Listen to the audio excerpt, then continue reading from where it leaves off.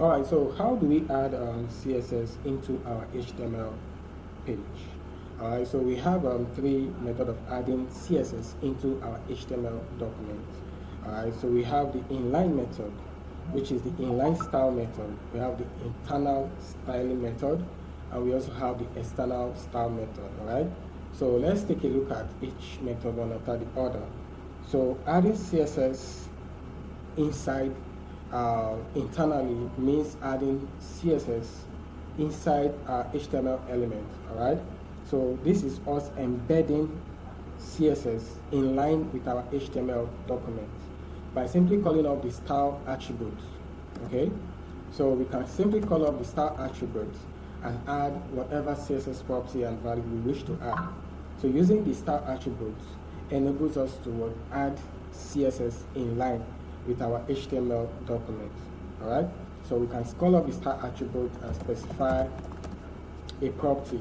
Alright, so you can see when you call up a property, whatever property you want to call up, it can be a background, it can be a color, it can be layout properties, okay, your display properties, okay.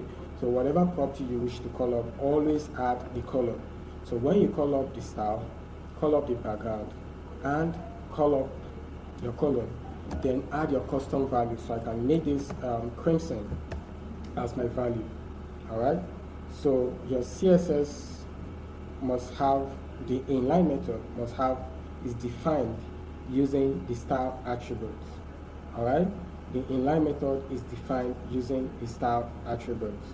Now you can add as many CSS properties and value as possible. Okay, so you can simply call up the end of statement, which is the semicolon, then add other properties. Alright, so I can call up the color and specify as white.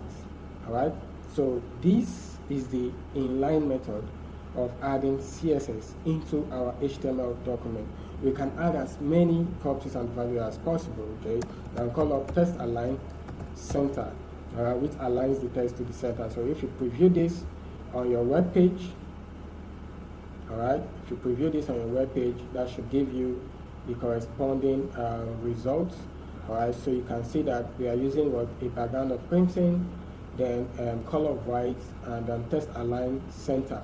Alright, now in case you don't have the live server, you can just quickly go to your extensions and search for live server. Alright, just search for live server and install it on your system. Alright, so that you'll be able to use the go live icon right there to preview your HTML document on the live server. So just quickly install this so that you can work along with us. Alright, so using the style attribute allows us to add CSS in line to our HTML. Alright, so the inline method once again allows us to add the CSS style, alright, in line with our HTML elements. What about the internal method? The internal method allows us to add CSS inside the HTML document. Call up the style tag on the head part of our HTML document. Okay, so you call up the style tag by specifying the style tag. Alright, now right in between the style tag, which is added on the head part of your HTML document, you can call up whatever CSS elements you wish to call up. Alright, remember you have to call up a selector according to the syntax. Alright, so you make use of a selector, then you add your curly braces. So let's try that out. So our selector will be a div. Okay, so once you call up a selector, so the name of our selector now is the div, which is categorized under the element selector. Alright, so we call up the curly braces and add our CSS properties and value. So our CSS property can also be related to what we just did. Alright, so I can simply add a background of tail. Okay, so your CSS properties are custom made. Your values depend on you. Alright, so you have to choose whatever value based on what you want to attribute based on your graphical user interface.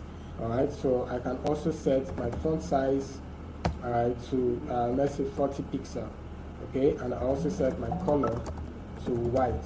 So whenever you're calling up the internal CSS, you have to call up your style tag on the head part of your HTML document. All right, so you can see I'm on the head part of my HTML document. So I called up the style tag.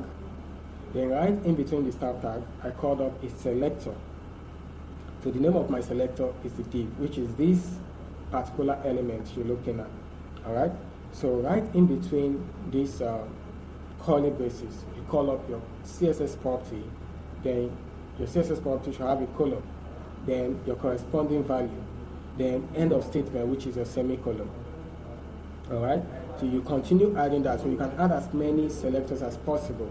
All right, I can decide to call up an h1 tag more and add my CSS property and value. So the internal method allows us to customize a particular HTML document.